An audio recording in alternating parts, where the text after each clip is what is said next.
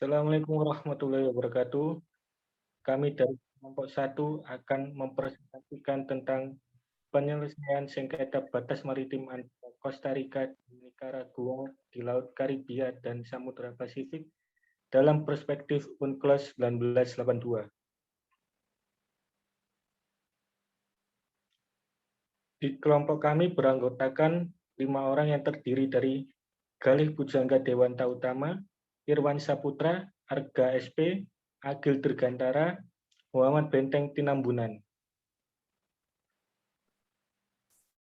Saya Galih Pujangga Dewanta Utama dengan NIM 190 ingin mempresentasikan gambaran umum Konvensi Hukum Laut 1982, United Convention on the Law of the Sea of 1982,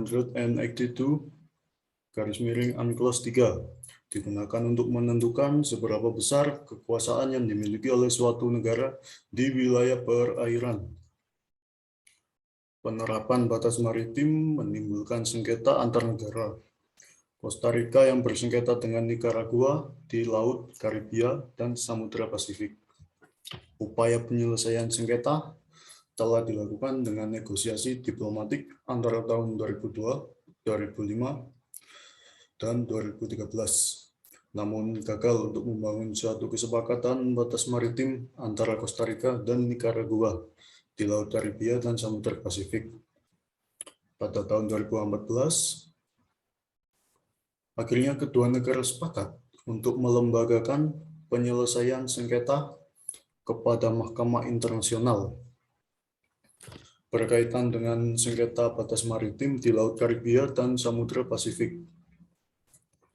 Alasan kelompok kami memilih sengketa penyelesaian sengketa batas maritim antara Kosta Rika dan Nicaragua di Laut Karibia dan Samudra Pasifik dalam perspektif UNCLOS 1982 karena sengketa ini sangat menarik untuk dibahas dan juga dikarenakan kedua negara Kosta Rika dan Nicaragua sejak tahun 2002 sampai pada tahun 2014 belum menemukan titik damai dalam penyelesaian sengketa batas maritim ini.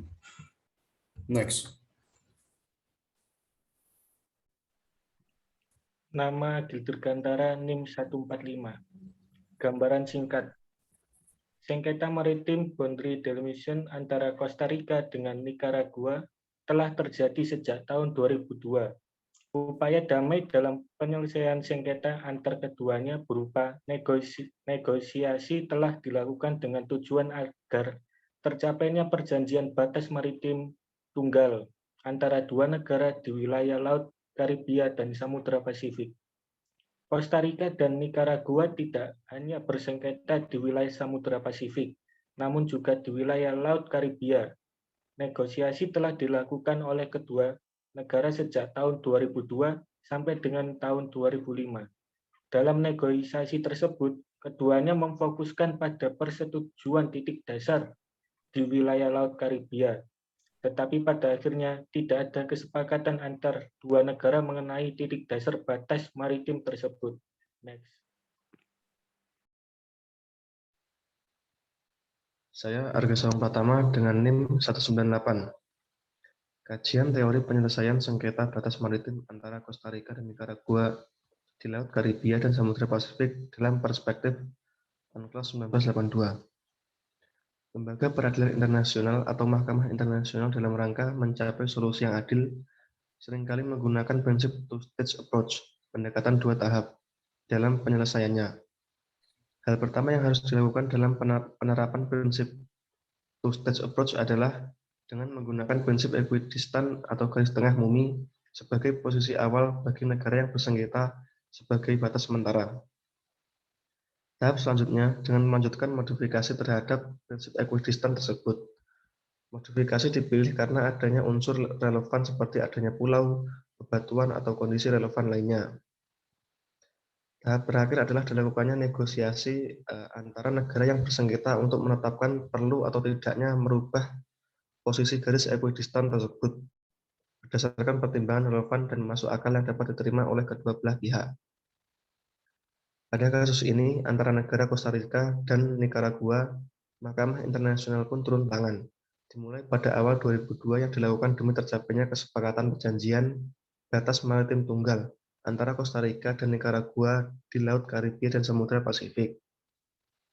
Jadi perjanjian ini tidak menemukan kesepakatan sampai pada tahun 2005, yang menurut Costa Rica di mana negara Nicaragua yang menyebabkan perjanjian ini tidak menemukan kata sepakat karena dianggap telah melakukan pemutusan secara sepihak. Next.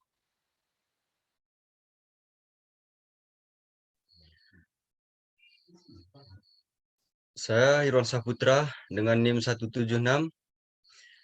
Proses yang ditempuh oleh para pihak selama penyelesaian sengketa berlangsung.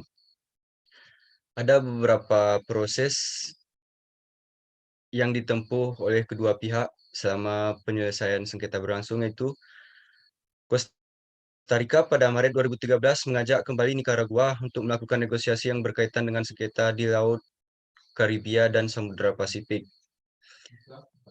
Dan pada tanggal 19 Agustus 2013, Nicaragua membuat deklarasi sepihak tentang penggunaan garis pangkal lurus (straight baseline) dalam delimitasi batas maritimnya baik di Laut Karibia maupun di Samudra Pasifik. Dan selanjutnya Costa Rica selanjutnya pada tanggal 23 Oktober 2013 mengajukan keberatan kepada Sekretaris Jenderal PBB atas hal ini dengan menyatakan bahwa tindakan Nicaragua telah mengancam kedaulatannya, hak berdaulat, serta yurisdiksinya.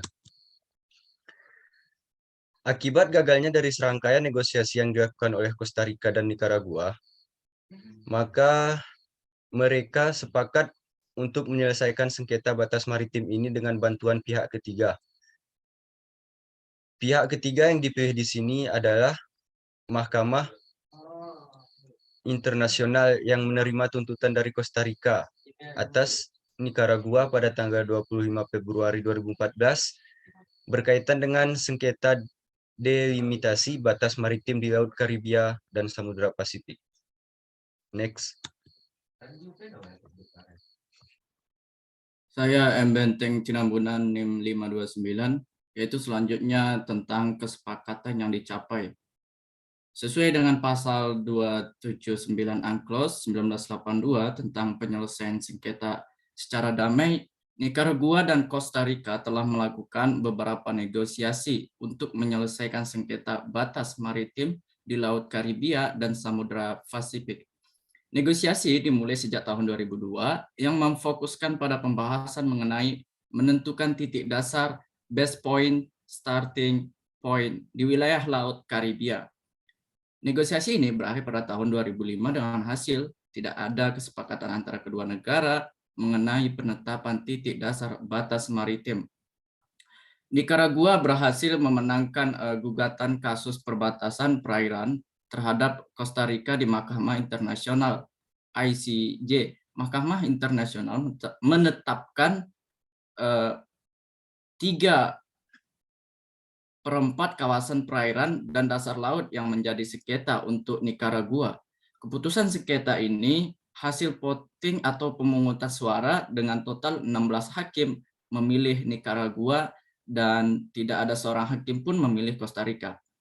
Dan setelah diajukan ke pengadilan Den Haag pada tanggal 2 Februari 2018, pihak Nicaragua dipresentasikan oleh partner Polly Hawk LLP, Paul Richer, dan Lawrence Martin. Pada gugatan lainnya, hasil voting atau pemungutan suara dengan total 16 hakim memilih Nicaragua dan tidak ada seorang hakim pun memilih Costa Rica. ICJ juga telah menetapkan perbatasan maritim kedua negara di Samudra Pasifik. Pada gugatan yang melibatkan kawasan yang menjadi sengketa lebih kecil ini, kedua pihak meminta agar kawasan ini dibagi berdasarkan equidistance. Meskipun demikian, Nicaragua menyatakan tidak adil jika kawasan ini dibagi sesuai equidistance. ICJ menerima argumentasi dari Nicaragua dan menetapkan garis perbatasan harus disesuaikan berdasarkan tuntutan Nicaragua. Nah, kasus ini mempertaruhkan sedikitnya lautan dan landas kontinen seluas 27.000 km persegi yang di dalamnya termasuk kekayaan alam berupa biota laut dan potensi cadangan minyak dan gas. Nicaragua berhasil mengklaim teritorial seluas 20.000 km persegi. Keputusan yang dibuat oleh ICJ bersifat mutlak bagi kedua negara. Jadi secara khusus terdapat faktor yang menyebabkan lamanya jangka waktu yang diperlukan untuk menyelesaikan sengketa antara Costa Rica dan Nicaragua terkait delimitasi batas maritim di Laut Karibia dan Samudra Pasifik. Adapun faktor tersebut yaitu yang pertama, tidak dilakukannya pertimbangan berdasarkan hukum atau geografis dan pertimbangan dalam penarikan garis pangkal yang diperkenankan oleh UNCLOS 1982 maupun petunjuk teknis lainnya. Dalam hal ini merupakan faktor utama dari adanya penyelesaian sengketa yang membutuhkan jangka waktu lama. Bukti dari tidak dipertimbangkannya faktor tersebut ialah adanya deklarasi secara sepihak dari Nicaragua mengenai penggunaan garis pangkal lurus yang tidak mempertimbangkan faktor relapan berdasarkan ketentuan hukum dan geografis dari delimitasi batas maritim. Yang kedua faktornya ialah adanya tumpang tindih atau mengklaim maritim kedua negara di wilayah Laut Karibia dan Samudra Pasifik mengindikasikan tidak dilakukannya pertimbangan berdasarkan pertimbangan prinsip-prinsip atau metode dalam deklarasi batas maritim tersebut. Oke, next.